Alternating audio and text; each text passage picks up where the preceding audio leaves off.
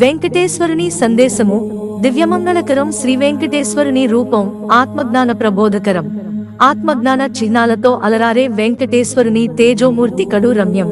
హస్తముల ద్వారా ఇస్తున్న సందేశం సంసార సాగర సముత్తరణైక సేతో అన్నట్లుగా కుడి హస్తముతో తన పాదములను చూపుతూ వీటిని శరణు వేడితే చాలు, మీ సంసార సాగరాన్ని మోకాళ్ల లోతు మాత్రమే చేసి సులభముగా దాటిస్తాననే అభయహస్త సందేశం ఇస్తుండగా ఎడమ చేతితో నాభి క్రింద స్థానం చూపిస్తూ ప్రాణవాయువును నాభి క్రింద నుండి ఊర్ధ్వముఖంగా తీసుకుపోయి సహస్రాలలో ఉన్న పరబ్రహ్మ యందు లయం చేయమన్న సందేశముంది.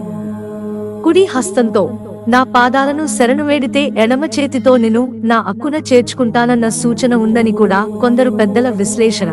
శంఖునామ చక్రములు ద్వారా ఇస్తున్న సందేశం శంఖం ద్వారా ఉద్భవించినది శబ్దం.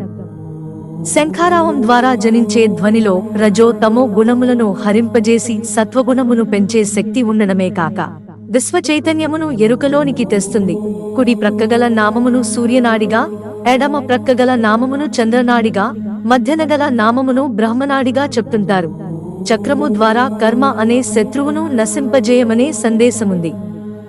అంటే ఎటువంటి ఫలాపేక్ష లేకుండా ఈశ్వరార్పితంతో కర్మలు చేయాలన్న సూచనకి గుర్తు చక్రం.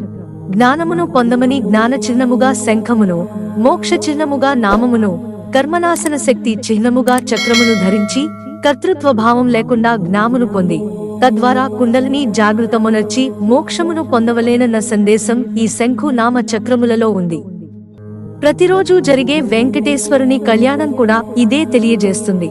వెంకటేశ్వరుని కళ్యాణంలో అంతరార్థం వెంకటేశ్వరుడు ఉన్నది 7 కొండల మీద.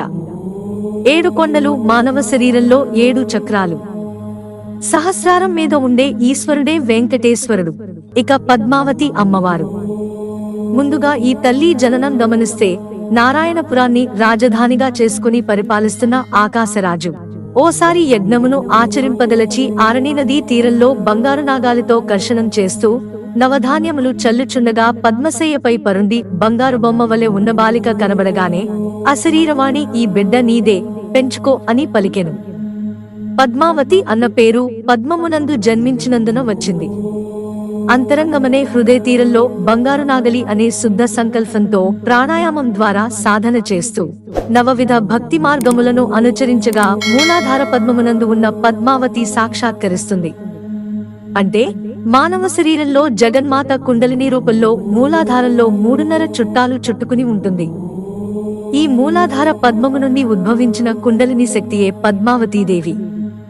ఈ పారమార్థిక అంతరార్థతత్వమును అందరూ గ్రహించలేరు కాబట్టి సర్వశక్తిమై జగన్మాత అందరూ ఆరాధించడానికి అనువుగా దాల్చిన భౌతిక రూపం పద్మావతి.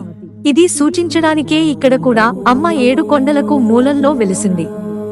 ప్రాణాయామం అనే సాధన ద్వారా మూలాధార పద్మచక్రమందున్న పద్మావతి అంటే కుండలిని శక్తి జాగృతమై భక్తి మార్గంలో ఊర్ధ్వముఖంగా పయనిస్తూ ఆ మార్గంలో ఉన్న మిగిలిన చక్రాలను, అన్ని చక్రాలు పద్మావతి స్థానములైన పద్మాలే అధిరోహిస్తూ సహస్రారం మీదున్న పరమాత్మ వెంకటేశ్వరుని యందు లయించడమే కళ్యాణం.